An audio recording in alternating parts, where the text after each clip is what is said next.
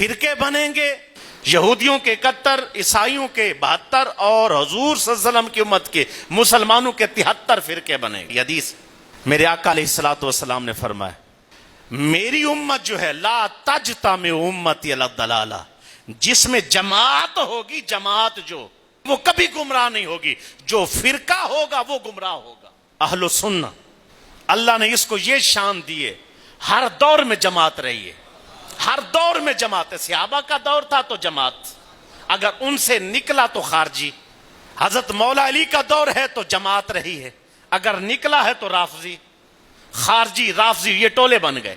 اسی طرح امام حسین علی مقام نے جو حضرت امام حسین کے ساتھ تھے تمام سال، آپ سفر پر چلے گئے، وجہ یہ بنی، اور شہادت لکھی ہوئی تھی۔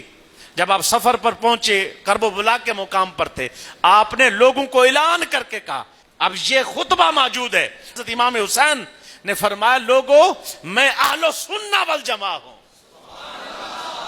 اہل سنہ، شیعہ کا لفظ آ جائے میں انشاءاللہ جرمانہ دینے کو تیار ہوں۔ ثابت نہیں کر سکتے حضرت امام حسین نے کہا میں شیعہ ہوں۔ عثمان غنی رضی اللہ تعالیٰ عنہ کو جب شہید کرنے لگے تو آپ نے بھی اعلان کرتے ہوئے کہا میں حضور کا وہ صحابی ہوں جنہوں نے یہ قربان کر دیا، پانی پینے کو نہیں تھا، فلاں نہیں تھا، فلاں نہیں تھا۔ لوگوں میں اہل سنہ ہوں، میں بدعتی نہیں ہوں۔ اسی لیے میرے حضور نے فرمایا ید اللہ علی الجماع، جو جماعت ہوتی ہے اللہ کی رحمت اور کرم اور فضل کا اس پہ ہاتھ ہوتا ہے، وہ کبھی گمراہ نہیں ہوتی۔